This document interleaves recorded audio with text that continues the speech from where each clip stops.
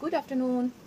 আজকে একটা recipe share করব, যেটা হচ্ছে আমরা নিত্যদিন না খেলেও মানে বাজার থেকে বাড়িতে আসলে এটা খাওয়ার চেষ্টা করি। সেটা কি বলতো? এই যে এটা কি বলতো, এটা হচ্ছে ক্যামেরায় হয়তো ভালো করে বোঝাতে পারছি না। এটা হচ্ছে কাতলা মাছের ডিম নুন হলুদ মাখিয়ে রেখে দিয়েছিলাম। এটার আজকে ঝুরা করব। তার জন্য কড়াইতে পেঁয়াজ অলরেডি দিয়ে দিয়েছি।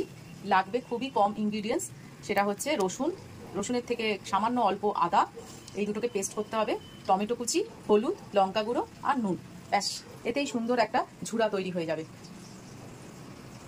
প্রথমে কাতলা মাছের ডিমটাকে খুব সুন্দর করে মেখে নিতে হবে। মেখে মিন্স একদম ছাড়িয়ে নিতে হবে। ছাড়িয়ে নিয়ে ওই মাছের আস্তরণটা একটা আছে না ডিমের, সেই ডিমের আস্তরণটা ক্লিয়ার করে দিতে হবে ডিমটা থেকে, তবেই ঝুরাটা সুন্দর হবে। সুন্দর করে একদম ছাড়িয়ে নিই ডিমটাকে। এই দেখো, এই যে আস্তরণ, এটাকে আমি ফেলে দেবো। এটা আমার কোনো কাজে লাগবে না এখন। ডিমগুলোকে যেটা ধরে রাখে, এই জিনিসটা আমার কোনো কাজে লাগবে না, এটাকে আমি ফেলে দেবো। এই দেখো, দেখতে পেয়েছো? এই জন্যই এটাকে একটু ছাড়িয়ে নিচ্ছিলাম। ডিমটা আমার সুন্দরভাবে ছাড়ানো হয়ে গেছে। এই দেখো, সুন্দরভাবে আস্তরণ থেকে ছাড়িয়ে নিয়েছি। এইবারে আমি ওই ছোট কাপের 1 কাপ জল দেবো এর মধ্যে। এই দেখো, জল দিয়ে আরও একটুখানি দেখে নিলাম কোনো আস্তরণ আছে কিনা। এই দেখো, ছোট ছোট আস্তরণ আছে, এই আস্তরণগুলো ফেলে দেবো। এটা এইরকম হবে, পুরো একদম ঘন একটা ব্যাটার টাইপের তৈরি হয়ে গেল জলটা দেওয়ার পরে। এই দেখো আস্তরণ, এটাকে ফেলে দেবো। পেঁয়াজটা ভাজতে দিয়েছিলাম, পেঁয়াজটা একটু নেড়ে নেবো। আর এই পাশে মিক্সিতে এই আদা রসুনটাকে একটু পেস্ট করে নেবো। এই পাশে দেখো পেঁয়াজগুলো হয়ে যাচ্ছে, সেই সময় আমি পুরোটা হয়নি পেঁয়াজ ভাজা, তাও আমি এর মধ্যে এই টমেটো কুচিগুলো দিয়ে দিলাম। একসঙ্গে দুটোই ভাজা হবে। আর এই পাশে দেখো আমার ওল ডালনা করব, ওই জন্য ওল সেদ্ধ করতে দিয়েছি। চিংড়ি মাছ ভাজবো, তারপরে ওলের ডালনা করবো চিংড়ি মাছ দিয়ে। এইবারে একটু ভাজা ভাজা হবে, তারপরে আদা রসুনের পেস্টটা দিয়ে দেবো। খুব সিম্পল রান্না, কিন্তু খেতে দুর্দান্ত লাগে। এর মধ্যে একটু নুন দিয়ে দিলাম। আগে থাকতেই আমার ডিমের মধ্যে নুন আর হলুদ একটু মাখানো ছিল, তাই জন্য পরিমাণটা অল্পই দিলাম, একটু হলুদ দিলাম। নুন আর হলুদ দেওয়ার জন্য টমেটোটা আর পেঁয়াজটা দুটোই আমার নরম হয়ে যাবে। এইবারে আমি একটু লঙ্কার গুঁড়ো দিয়ে দেবো, বেশি নয় অল্প।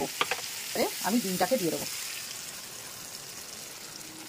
এবার কিন্তু খুব সাবধানে অনবরত নাড়তে হবে। এই যদি না নাড়া হয় তাহলে ডিমটা পুরো দলা পাকিয়ে যাবে এবং ডিমটা ঝুরা হবে না, তখন একটা আঁশটিনি গন্ধ থেকেই যাবে। এটা নাড়ার কারণ এইটাই যে ডিমটা যেন আঁশটিনি গন্ধ না ছাড়ে আর ডিমটা যেন ঝুরা হয়ে যায়, যেটা আমি রেসিপিতে চাইছি। অনবরত নাড়তে হবে। নাড়তে নাড়তে না হাত ব্যথা হয়ে যায়। খেতে তো ভালো লাগে, কিন্তু কষ্টটা কেউ বোঝে না।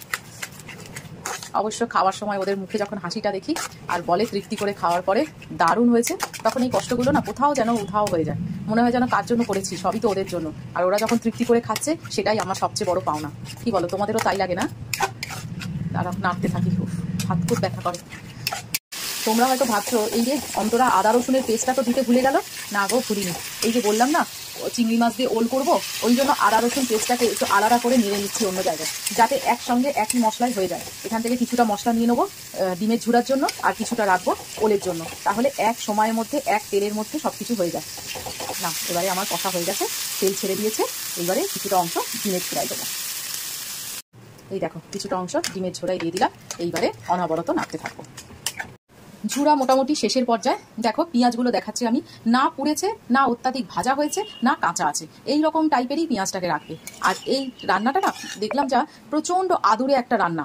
মানে আদর করে ওকে যদি না রান্না করা হয়, ও ধরে যাবে বা নিচে লেগে যাবে বা ডলা পাকিয়ে যাবে, যাই হোক কিছু একটা হবে। কিন্তু আদর করে যদি ওকে ভালো করে নেড়ে নেড়ে অনবরত নেড়ে নেড়ে কাজ করা হয়, তাহলে একটা এইরকম রেজাল্ট দেবে।